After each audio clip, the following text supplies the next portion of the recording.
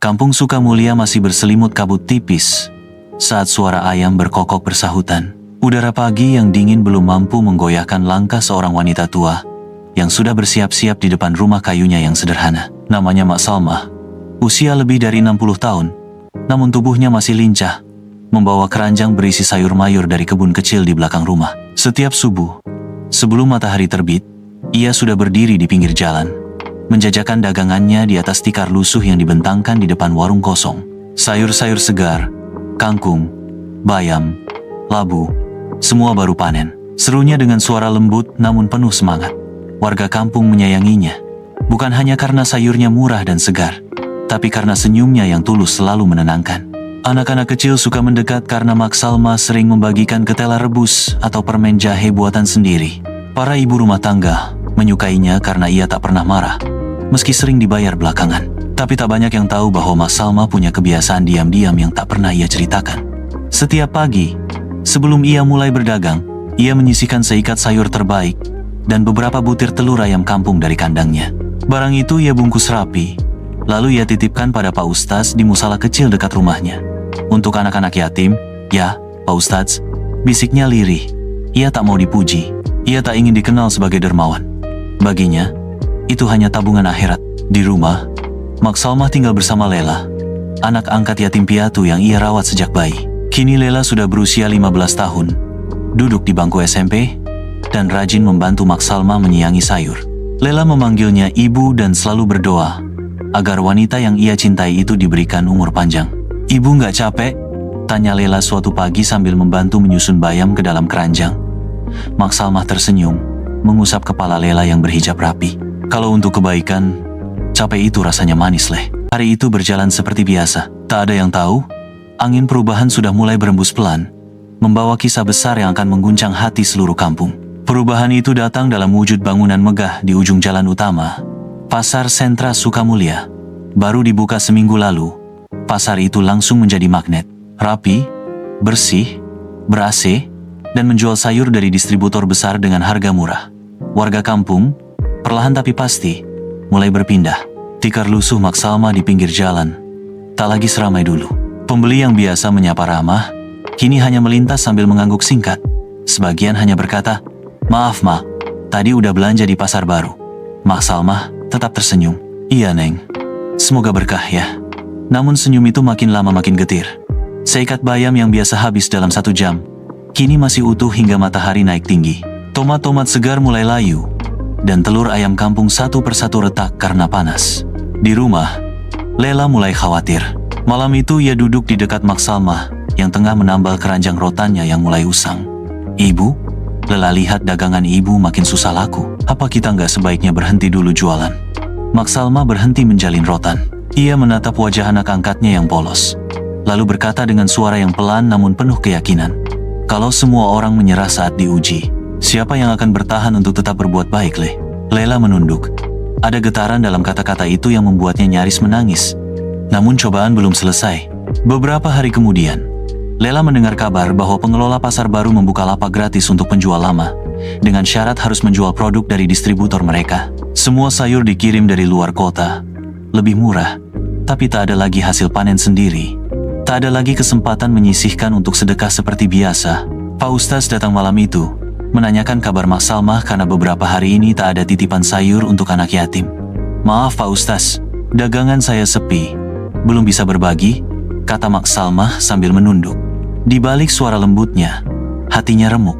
Bukan karena rezeki yang berkurang, tapi karena ia merasa gagal menjaga sedekahnya yang selama ini ia rawat, seperti rahasia antara ia dan Allah.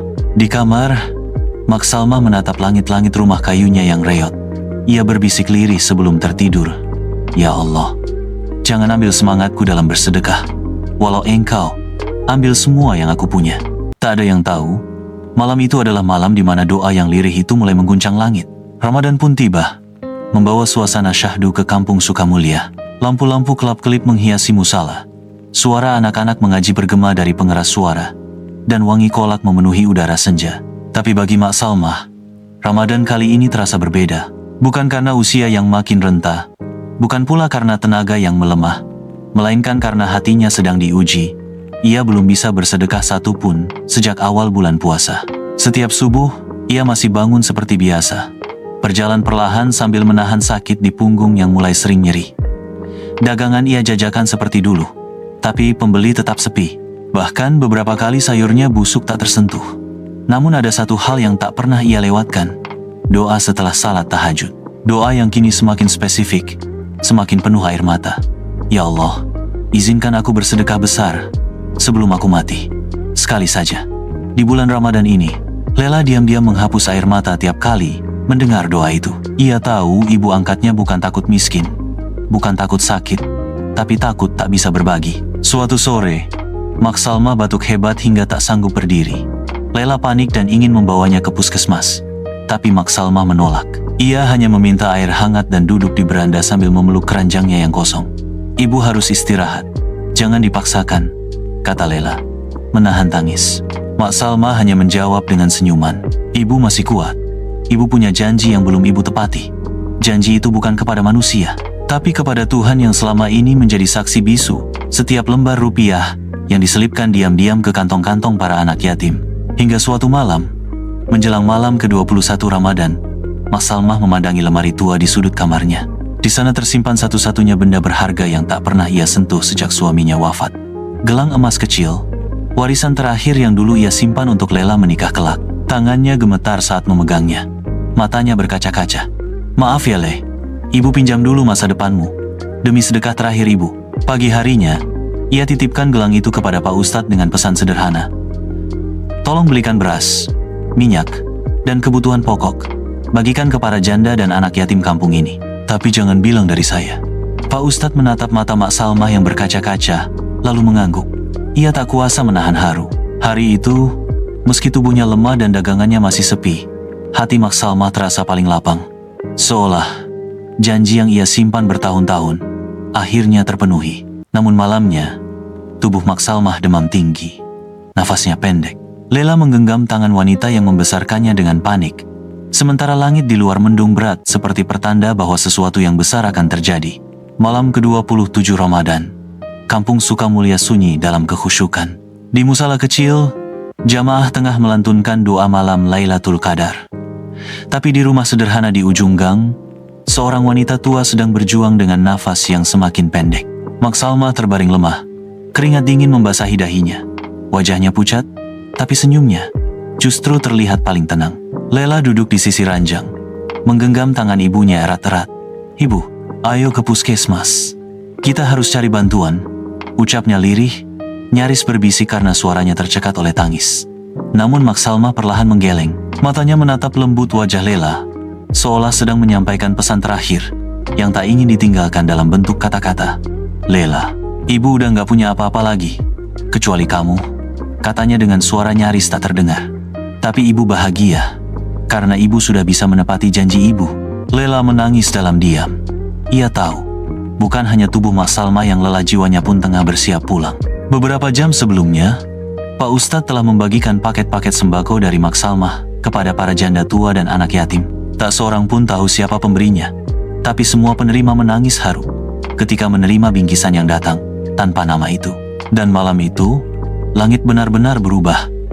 Awan mendadak bergeser pelan, seperti membuka jalan bagi cahaya yang turun lembut ke bumi. Mak Salma menatap ke langit-langit. Mulutnya lirih mengucap, La ilaha illallah, lalu diam. Seketika, angin di luar rumah berhenti berembus. Udara seolah membeku. Lela, yang memeluk tubuh ibunya, sadar. Detik itu juga, ibu telah pergi.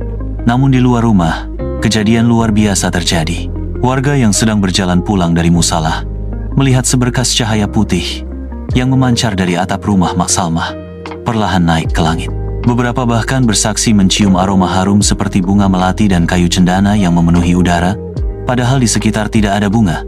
Seekor kucing hitam yang biasa tidur di bawah tikar jualan Mak Salma tiba-tiba mengeong keras lalu duduk diam, seolah mengantar kepergian seseorang yang sangat ia cintai. Keesokan paginya, berita wafatnya Mak Salma menyebar cepat, dan saat jenazahnya dibawa ke musala untuk disalatkan, warga kaget. Ribuan orang hadir, bahkan dari kampung-kampung sekitar. Tak satu pun tahu bagaimana mereka tahu. Sebagian berkata, mereka merasa dipanggil. Yang lain bermimpi tentang sosok wanita tua bersinar, tersenyum, dan berkata, "Aku pamit ya." Pagi itu, langit kampung Sukamulia cerah, tapi terasa sejuk tak seperti biasanya. Udara penuh ketenangan yang sulit dijelaskan. Jalanan menuju musala kecil penuh sesak oleh orang-orang yang datang dari berbagai penjuru.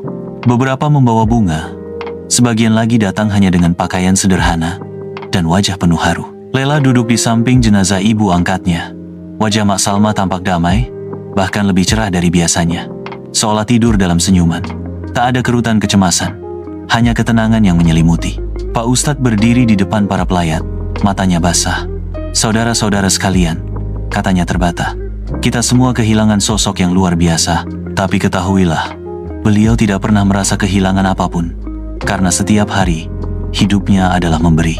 Ia lalu menceritakan, untuk pertama kalinya, tentang gelang emas kecil yang diserahkan Mak Salma seminggu lalu, tentang pesan singkat yang disampaikan, dan tentang paket-paket sedekah yang membuat banyak janda tua dan anak yatim bisa makan layak untuk berbuka.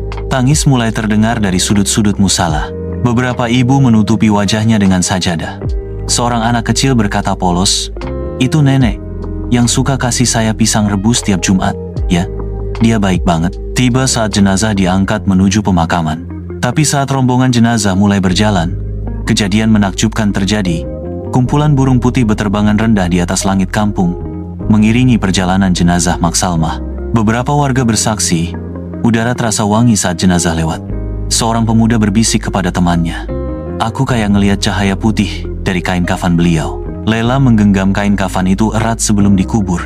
"Ibu, aku janji, aku akan lanjutkan semua kebaikan ibu," katanya lirih. Ketika jenazah dimasukkan ke liang lahat dan doa dikumandangkan, angin sepoi bertiup lembut, seperti sapaan terakhir dari langit. Awan bergerak perlahan, membentuk celah cahaya tepat di atas pemakaman. Tak ada yang bicara, semua hanya terdiam, memandangi langit yang terasa, seakan ikut berduka, sekaligus bersyukur. Setelah semua selesai, para pelayat tak segera pulang. Mereka duduk diam di dekat makam, berzikir, menunduk, menangis, merenung. Tak ada paksaan, tak ada pengumuman, hanya satu rasa yang menyatukan mereka. Kesadaran bahwa mereka baru saja mengantarkan seorang kekasih Allah kembali ke pelukannya, meninggalkan keheningan yang membekas dalam jiwa semua yang hadir. Hari-hari setelah kepergian Mak Salma terasa berbeda. Kampung Sukamulia seperti menemukan denyut baru dalam detak kehidupan mereka. Tak ada lagi suara sayur segar tiap pagi dari ujung jalan. Tapi di banyak hati, suara itu tak pernah benar-benar hilang. Lela, yang dulu hanya membantu ibu angkatnya dari balik bayang-bayang, kini mulai melangkah ke depan. Suatu pagi, ia membawa tikar lusuh peninggalan Mak Salma ke tempat biasa ibunya berjualan. Tak untuk berdagang, tapi untuk membagikan sayur-sayuran gratis hasil kebun kecil di belakang rumah. "Ini dari kebun belakang. Gak banyak, tapi semoga bisa bantu," katanya lembut kepada seorang ibu yang lewat. Senyum yang dulu dimiliki Mak Salma kini perlahan mulai tumbuh di wajah Lela. Beberapa hari kemudian, beberapa pemuda kampung membentuk kelompok sedekah mingguan. Terinspirasi dari cerita Pak Ustadz tentang gelang emas yang dijadikan sembako, mereka menamainya Tangan-Tangan Salma. Satu slogan ditulis besar di depan pos kecil mereka, "Sedekah tidak menunggu kaya, sedekah menunggu niat." Musola kecil tempat Mak Salma biasa salat kini tak pernah sepi. Anak-anak datang lebih awal untuk belajar mengaji. Bahkan pasar baru, yang dulu menyebabkan sepinya dagangan Mak Salma, mulai menggelar program sosial. Satu barang, satu kebaikan. Tak ada yang memaksa, tapi semua terasa, seolah terinspirasi oleh seseorang yang telah pergi. Pak Ustadz, dalam ceramah menjelang Idul Fitri, berkata, "Kadang Allah menyembunyikan walinya di balik kehidupan yang sangat sederhana." Siapa sangka, penjual sayur kecil di pinggir jalan, diam-diam sedang mencatat amal besar di langit. Lela duduk di barisan belakang, menunduk sambil menahan air mata. Di rumah, ia menyusun buku harian peninggalan Mak Salma yang ia temukan di balik lemari tua. Di setiap halaman, ada catatan kecil jumlah sedekah hari itu, siapa yang diberi, dan satu kalimat yang selalu ditulis di akhir. "Semoga cukup jadi bekal pulang, ya Allah." Dan di halaman terakhir, tulisan itu digaris tebal, "Jika aku tiada, jadikan sisa hidupku jadi ladang pahala untuk anakku." Lela menutup buku itu sambil memeluknya erat. Dalam hatinya, ia tahu, hidup ibunya sudah selesai dengan sangat indah, tapi hidupnya sendiri baru saja dimulai.